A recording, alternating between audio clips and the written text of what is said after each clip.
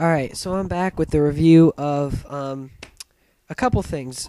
Green Lantern Rebirth to Green Lantern Rage of the Red Lanterns.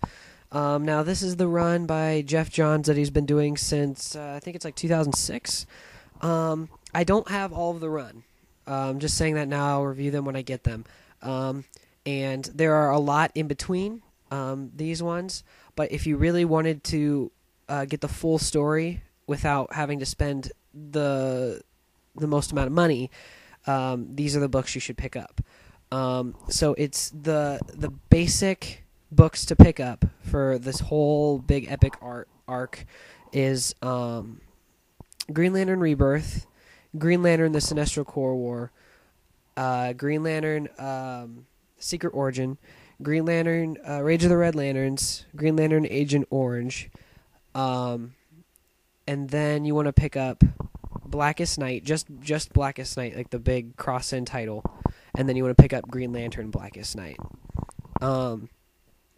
And I mean, there's Wanted Hal Jordan. There's a lot of things in between these, but these are just the basic ones. And if you read these, you could still understand the story, and it's still really good. The ones that I have are Rebirth, Sinestro Corps War, and Secret Origin and Rage of the Red Lanterns. Now, I picked up these a while back. The first one I picked up was Secret Origin because it was cheap because the movie came out, and I heard a lot of good things about the Jeff Johns Green Lantern, and so I picked that up, and it's not the first one you should read, but you can read it out of order. That's the one you can read out of order and still understand it for the most part. But then after that, I went in order, and I picked up Rebirth and stuff like that. So I'm just going to go in order and just get this started. First is Green Lantern Rebirth. This was the first one written by Jeff Johns, and it's drawn by Ethan Van Shiver, or Shiver, I don't know how to say that, but I think Shiver. And this basically just gets us started. If you haven't read Emerald Twilight, which is the one which has basically the death kind of Hal Jordan and why he wasn't in the comics, you don't necessarily have to read that. It brings it all up here, so it's a great starting point because you don't have to have any of the stuff before that.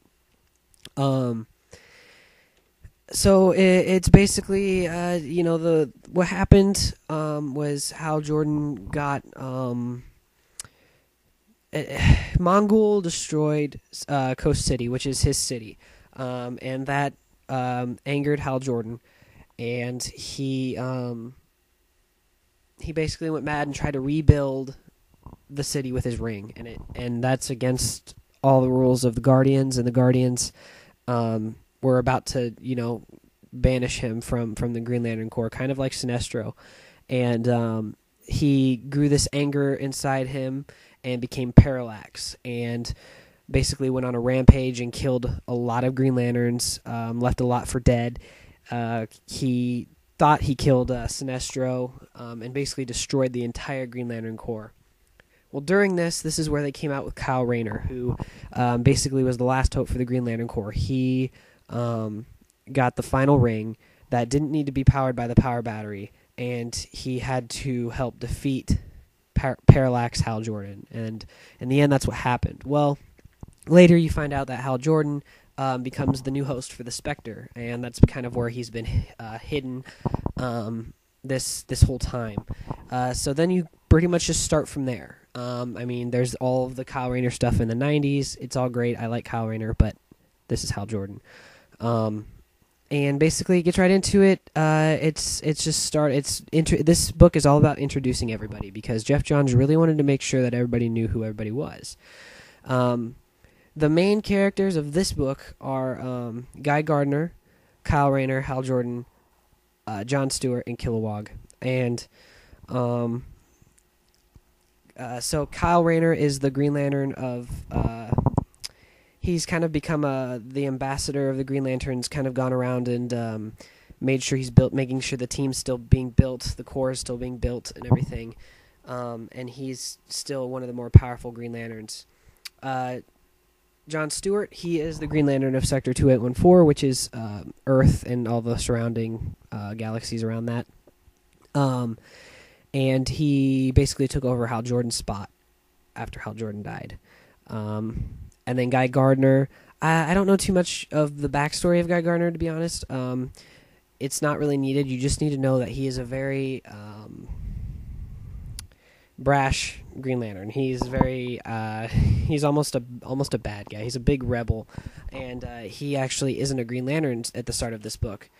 It explains everything. If you pick this up, it's great because it brings back everything. The only thing I can recommend is just picking it up and reading it, because that's the only way you're gonna be able to understand it. I don't want to go too much into this because I got 4 other books to go through, and but just pick it up. It's the Return of Hal Jordan. This is what you need to start with if you want to get into the Green Lanterns. It's a very epic story and explains everything very easily, which is very good because I didn't know a lot about the Green Lantern stuff either. So just pick this up and trust me, you'll understand it. And then there's in between where they're rebuilding the Corps, basically. Because instead of it being the Green Lantern Corps in the last couple years, it's been just Kyle Rayner as the Green Lantern. Well, what Jeff Johns' idea is, and it's true, and it was kind of a flaw of the creators originally making the Green Lantern and Green Lantern Corps, is if they are the police protectors of the universe, everything they handle is bigger than anything else in any part of the DC universe. And that's what Jeff Johns is trying to say, is that this is much bigger than any other superhero can handle, and it's bigger than any one Green Lantern can handle, and they all need to work together because this is everything they're up against is the biggest thing that can happen. Even somebody like Superman or Captain Marvel, people like that, this is bigger than them. It's an intergalactic scale instead of one Green Lantern on Earth fighting crime. Well, basically what happens is in the last one, Hal Jordan fought Sinestro and beat him with his return. And Sinestro basically just disappeared, kind of. He deteriorated. They thought he died. He actually was transported to the antimatter universe, which is, there's all the different universes from Crisis on Infinite Earths. Sinestro ended up in that one. And he basically wants revenge. He's out on revenge to set up his new Corps and kind of make, something bigger than that. And this is the biggest graphic novel or trade you'll find out of the Green Lantern ones, just because it's epic. It's nothing but a big space opera epic, and it's great. It's just battles and war and good storytelling, and it's just great. This is my favorite so far out of it. Basically, you find out all of the things that are going on in the Green Lantern universe with this one trade. Instead of it, the Guardians didn't tell the Green Lanterns everything. They said, they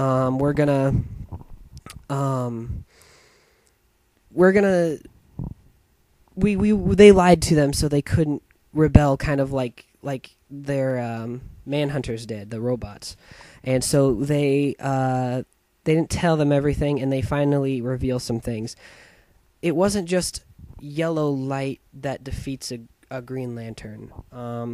It's not the color yellow. It's an emotional spectrum, which they say in a prophecy in the Book of Oa is what fuels the Green Lanterns. The Green Lanterns are fueled by the will to use their ring and the will to win. And that is what powers their ring, and that's why they're chosen, because they have strong will. The reason that they ask them if they're able to face fear, and they say that they're able to, is because the color of yellow is fear. It's the essence of fear. If you can put fear into somebody, you are channeled by fear. And that's what Sinestro does, is he basically, like the Guardians, takes the element of fear and makes his own core out of the yellow light source. And so he has this core that none of the Green Lanterns are able to fight against, because they don't have lethal force, and the Yellow Lantern's Sinestro core does. And you find out what they do in the end. I'm not going to spoil the whole thing. But basically, by the end of this, you realize that this is much bigger than anybody thought. Anybody in the Lantern Corps, anybody in the Sinestro Corps. There's also a dark prophecy that no Guardian has talked about, which is the War of Light and Blackest Night. And you hear this Blackest Night every trade you pick up of the Jeff Johns run, because there's a prophecy that there isn't just these two emotional spectrums of fear and will. There's a whole emotional spectrum of colors. There is told of a blue lanterns of hope, the red lanterns of rage, the orange lanterns of greed, the yellow or the violet of compassion, and the pink or whatever of love. There's two other ones too, but there's these 7, and they say that this War of Light will ensue, which is very interesting because there's just going to be this giant battle between all these lanterns, and in the end, the Blackest Night will come. They don't know what it is. So, that's basically what, just to sum up this huge book of the Sinestro Corps War. I gotta hurry on this. Next is Secret Origin, which is the first one I picked up. This is basically just retelling the origin of Hal Jordan along with what Jeff Johns is trying to go for. So some of the things that are going on here, they don't really know what's going on, but you do, because this is so much earlier. You just got everything explained to you in the Sinestro Corps War. So this is the origin of Hal Jordan and how he became a Lantern. And next is Rage of the Red Lanterns, which is basically how self-explanatory it is. It's the War of Light is starting to ensue. There's the Red Lanterns of anger that are coming out of the blue, and the Green Lanterns and the Sinestro Corps War are kind of having to work together to get rid of this even bigger threat. You also are introduced to the Blue Lanterns of Hope. They all have different things, and it explains what their powers are and why they're different from each other. Next is Agent Orange, which sounds how it is. You'll run into the Orange Lanterns, and then the Blackest Night, which you've probably heard of. It's a big, huge crossover. But yeah, this is it so far. It's great. It's a giant space opera. This has made me Flash is my 3rd favorite hero, but this is really pushing it. I mean, I really like Green Lantern in these. I mean, these are just great, great stories. Jeff Johns really knows what he's talking about. I highly recommend these.